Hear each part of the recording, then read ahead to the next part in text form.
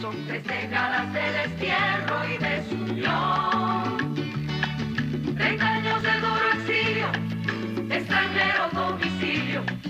Qué pena de son que canta mi errante generación. Saludos amigos de Cuba y su historia, parte de la programación en español de la WLRN, Canal 17, Televisión Pública. Mi nombre es Alberto Müller y quiero agradecer las llamadas que hemos recibido y los mensajes sobre el primer programa que hicimos anteriormente sobre la serie La literatura cubana Allende los mares. Y obviamente empezamos con La Condesa de Merlín. Pero en el día de hoy vamos a proseguir esa serie con un escritor interesantísimo, José María de Heredia, el afrancesado le decían. Y para que me acompañe en esta serie, pues tenemos al doctor Eduardo Lolo, miembro de la Academia de la Memoria Cubana del Exilio y además miembro de la Academia Norteamericana de la Lengua Española. Bienvenido, Eduardo, ¿cómo estás? De nuevo un placer y un honor el estar acá en este programa. Bueno, este va a ser el parte de la serie de Allende los mares, la literatura cubana. Y hoy tenemos a José María de Heredia y me gustaría aclarar, o que tú le aclararas, que es primo, no es el otro José María Heredia, pero ahí te lo dejo.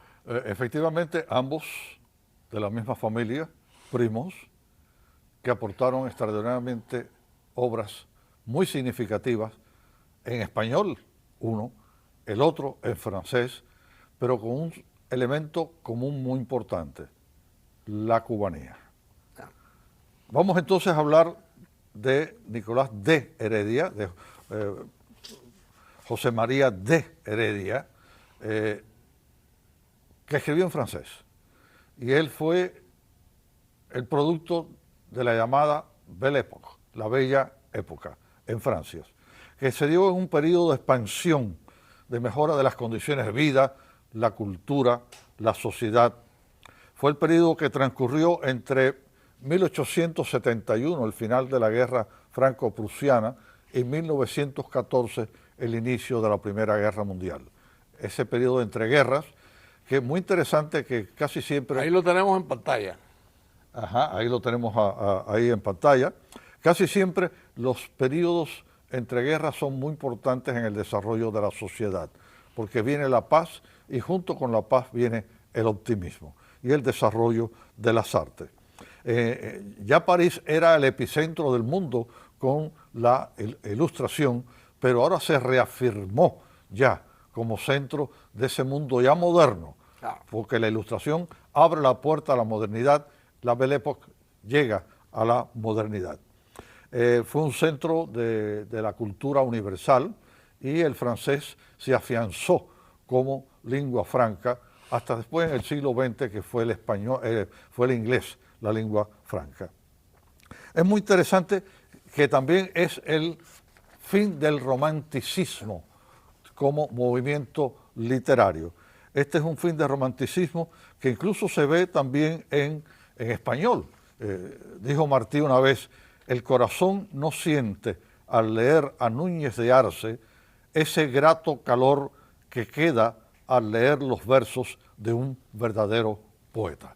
Es decir, que ya los grandes poetas de antaño, para esa época, ya no eran tan grandes, ya no se sentían grandes. Y los grandes maestros comenzaron a ser maestros obsoletos. Y estoy hablando de grandes maestros, claro, como Víctor Hugo, Flaubert. Bueno, porque entra otra época, por eso Heredia se convierte en una de las figuras principales del parnasianismo, y sería interesante que nos hablaras de eso. Bueno, entre los movimientos que crearon, y sobre todo que se crearon en Francia, no olvidemos, todo esto es en Francia y de Francia después fue al resto del mundo, está el parnasianismo. Viene, por supuesto, de la palabra Parnaso, porque estos poetas van a la Grecia antigua, a la raíz original de la cultura occidental, para saltar entonces durante siglos y llegando de esa Grecia antigua, saltar directamente a la modernidad. Por eso se le llamó Los Parnasianos y se llamó el Parnaso, que era la revista de ellos, y de ahí que se le llamara Parnasiano. Fue una poesía totalmente contraria a la poesía romántica, sumamente esteticista y plástica, donde la palabra se convirtió prácticamente en un trazo de pintura. Sí, era muy gráfica la literatura. Totalmente, con dejación absoluta de la subjetividad y la emoción poética, vamos a decir, aunque me cuesta trabajo decirlo, un poco aniñada del romanticismo. Porque era esa cuestión, eran poetas rebeldes que proclamaron ese regreso a la antigua Grecia. Yo en lugar de aniñada utilizaría juguetona. O sea, juguetona, sí, edulcorada, algo así parecido. Ellos logran que la mitología griega emerja de nuevo para comenzar la estética del arte por el arte, claro, desde la antigüedad hasta sus momentos.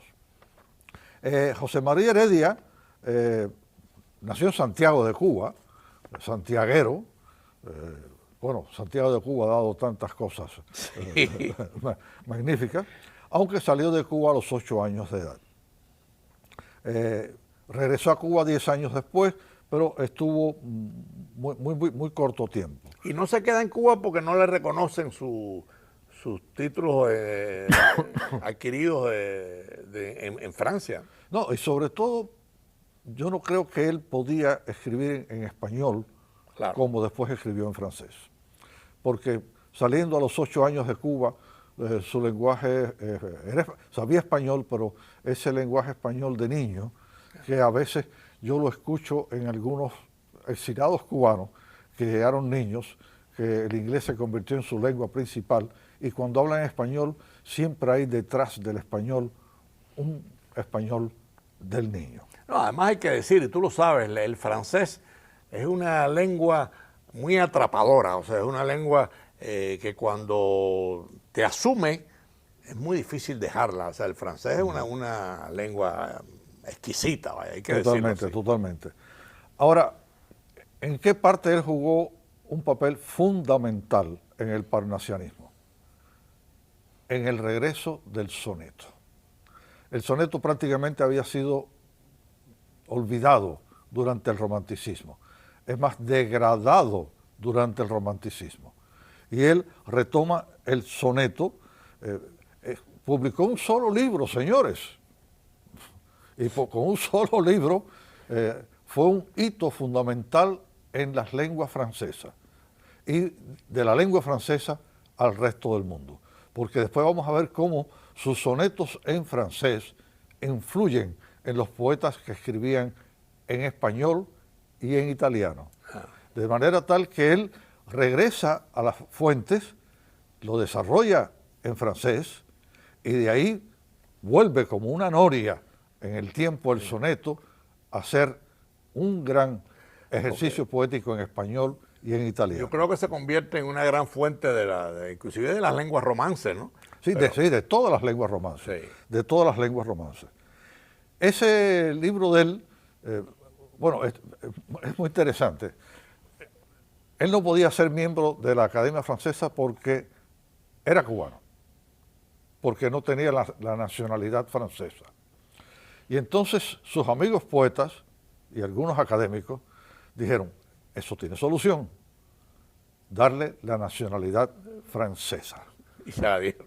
Se la dieron. Sí. Se la dieron totalmente en el 93 y un año después, es decir, que fue inmediatamente. Nada más que faltaba el papelito de que dijera que él era ciudadano francés. Y se convierte en miembro. Y se convierte en el primer hispano y el primer cubano, y creo que no ha habido más ninguno, en ser miembro de la Academia Francesa, que en aquella época era el non plus ultra de la élite intelectual del mundo.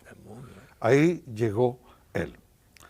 Ahora, llegó él siendo francés en el papel, pero no siendo francés en el alma. Claro, sentía cubano. Sentía cubano y en su discurso de investidura en la Academia Francesa, lo que él hizo fue hablar de Cuba.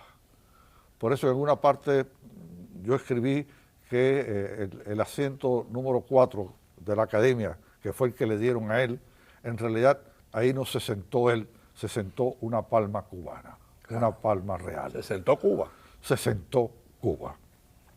Y entonces no se conoce otro escritor admitido en la Academia Francesa con un solo libro. Eso es totalmente nuevo.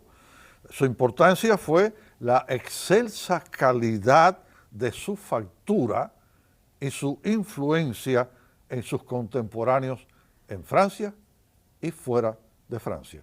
Yo diría que más que miembro de la Academia Francesa, él fue miembro de la Academia del Mundo Romance, del mundo romántico, claro, de las lenguas romances, claro, porque él llegó a influir en todas ellas. Pero su libro, que es como una antología, tiene varias ediciones.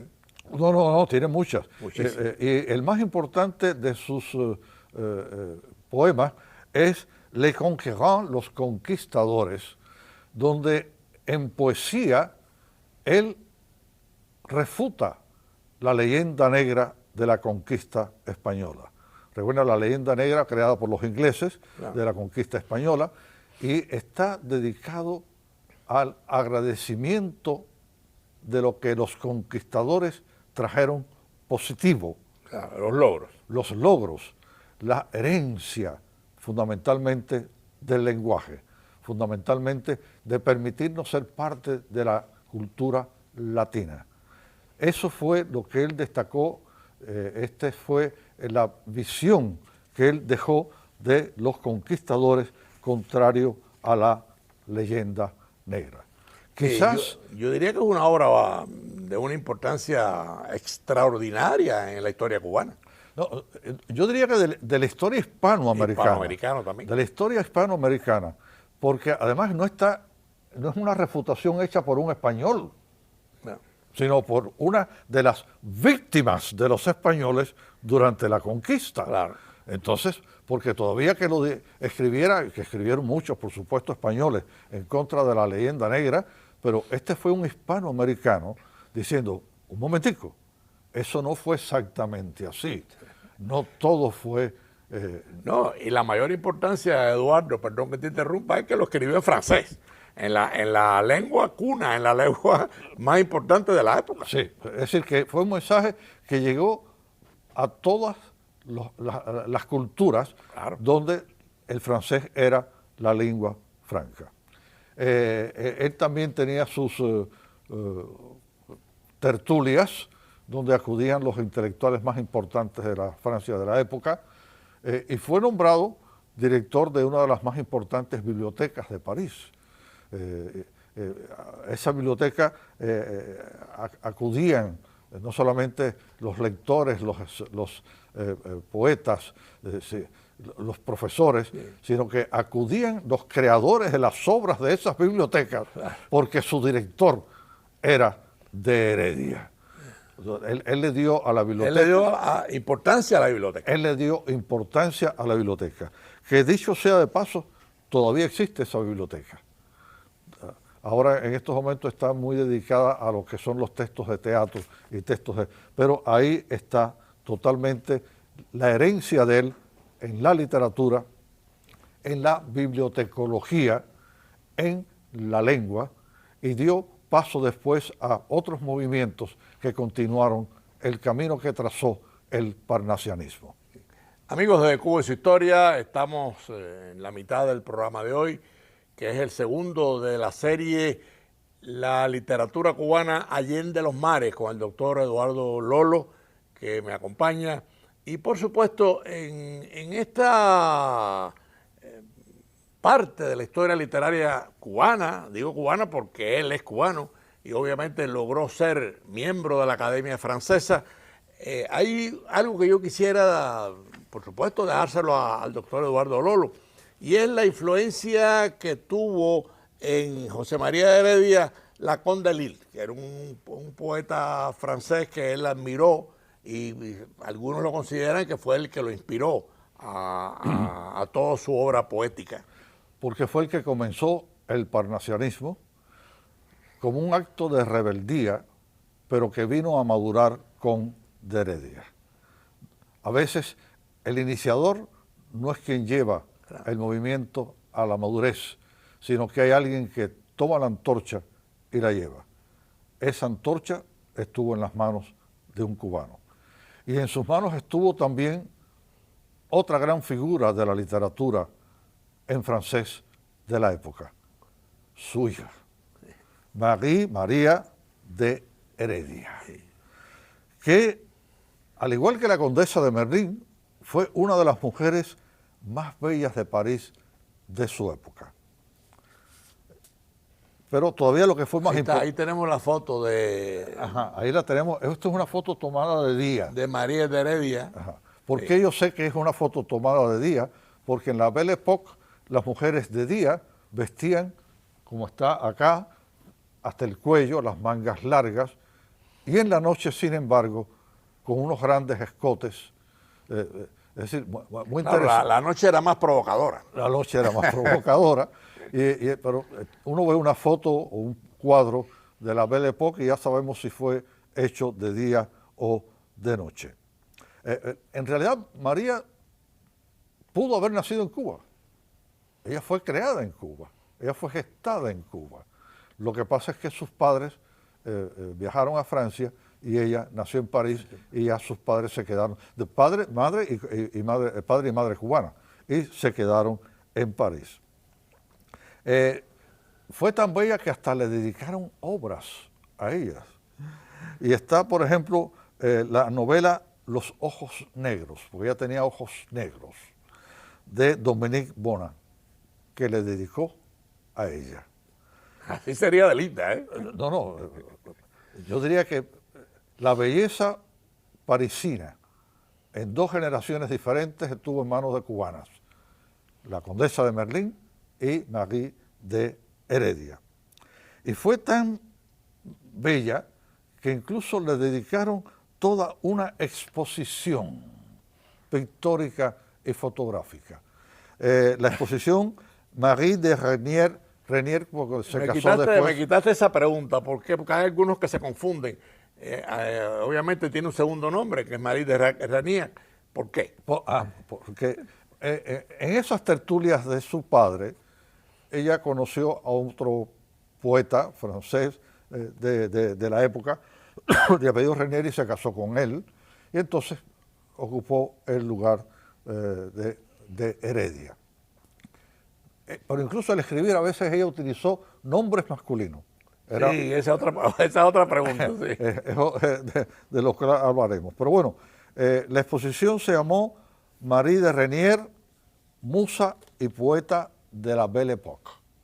Quiere decir que ella fue la imagen de la mujer parisina, no solamente en unos años, en una época. En una época, una generación. De una generación completa de la bella época.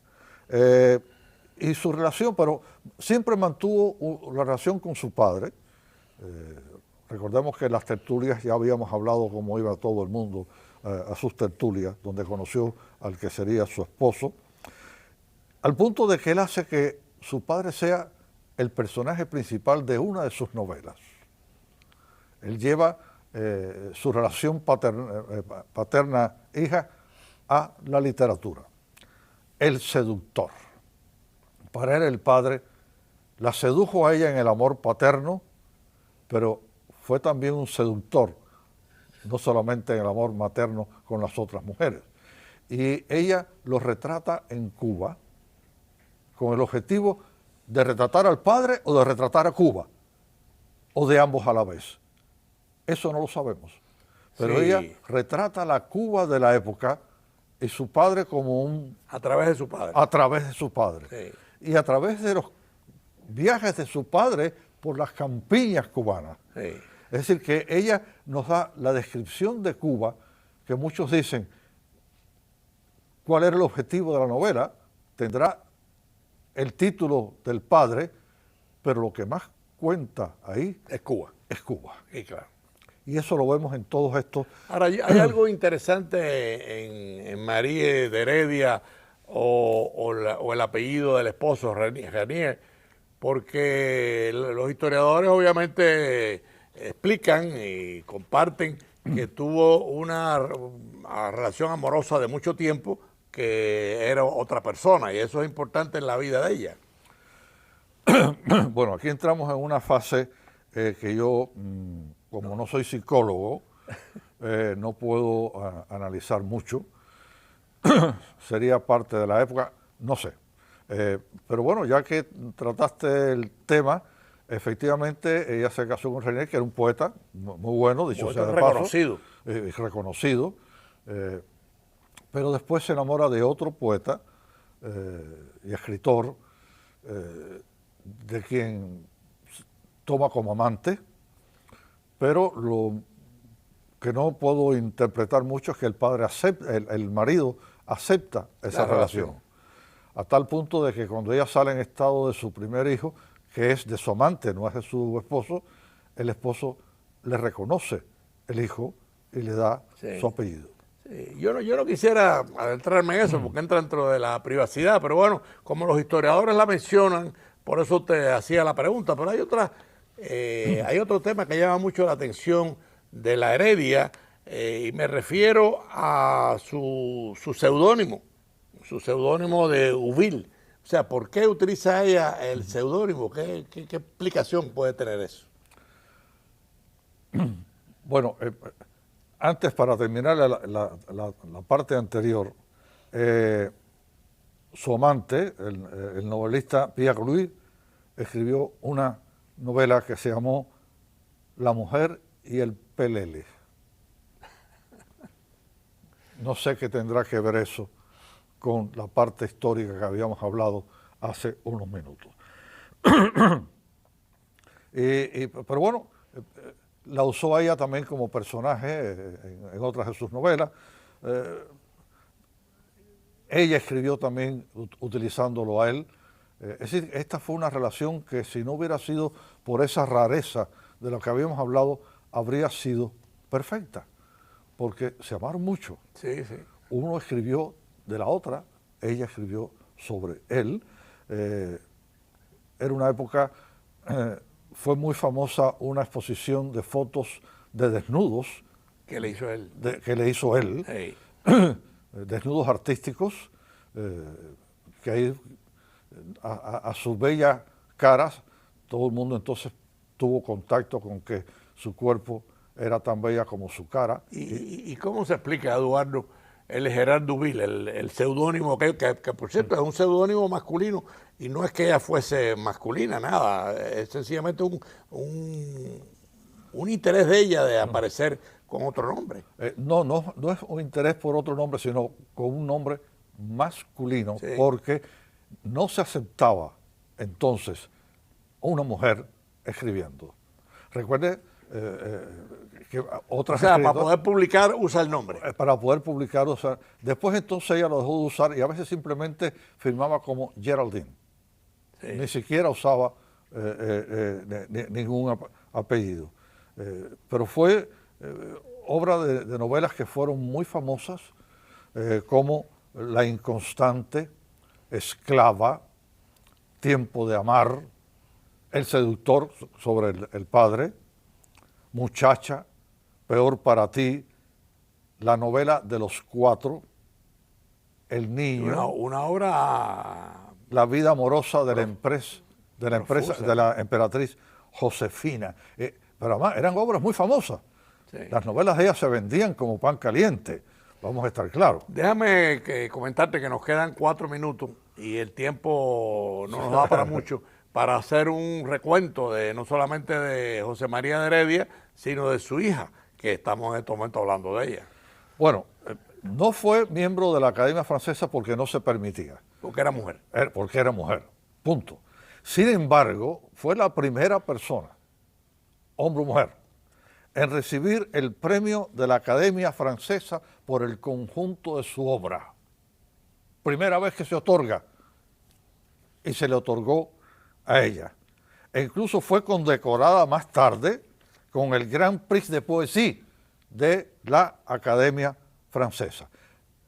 No llegó a ser parte de la Academia Francesa. Sí, pero premios importantes. No tuvo un sillón en la Academia Francesa, pero ella se paró en el umbral de la Academia Francesa y la Academia Francesa la honró, permitiéndole, aunque sea pararse en el umbral con esos. Dijo, para terminar, de ella, Zoé Valdés, que escribió un trabajo muy importante sobre Marí de Heredia en el Anuario Histórico Cubano-Americano que edita la Academia Norteamericana, la Academia de la Historia de Cuba en el Exilio. Dijo Zoé Valdés: Marí de Renier es muy reconocida en Francia y desdichadamente y en la misma proporción olvidada en Cuba. Hay una anécdota también que no se nos debe olvidar, cuando el periódico francés L'Intransigeant hace un survey de quiénes son los mejores escritores mujeres francesas, y ella sale la número 1. Totalmente. O sea, que era muy querida, muy conocida, y nada, en fin, es parte de la historia. Y sus obras todavía tienen vigencia, vamos a estar claros. Es decir, que no son obras que fueron muy famosas en su época y después cayeron en el olvido, sino que es una novelista vigente. Consumada. Consumada, pero no consumida por el tiempo, sí, porque se mantiene ahí. Y esto, como escritora, ella lo logra más que el padre. Sí, y tiene una obra muy superior al padre desde el punto de vista cuantitativo. Bueno, doctor Eduardo Lolo, lamentablemente estamos en el minuto final. Yo estoy seguro que nuestros amigos televidentes le van a agradecer que hayamos puesto a estos dos cubanos destacados en Francia, que escribieron en francés. ¿Querías decir algo final? Sí, no, simplemente que esto que dijo Zoé Valdés refiriéndose a ella, puede decirse también del padre, claro, de la condesa de Merlín, y que espero que esta serie que se te ha ocurrido y este programa y el anterior, pues ayuden que nosotros desde el exilio, para el exilio y para Cuba, comencemos a deshacer el entuerto, el injusto entuerto contra estos escritores, de tres que escribieron en francés, pero siempre sintieron en cubano. Sí, Cuba estaba en el corazón de toda esa literatura de origen cubano, pero escrita en Francia. Amigos de Cuba y su historia, le agradecemos mucho al doctor Eduardo Lolo su presencia en este programa y en esta serie sobre la literatura cubana allende los mares. Tengan todos un fin de semana feliz y nos vemos el próximo domingo a las 4:30 de la tarde en Cuba y su historia.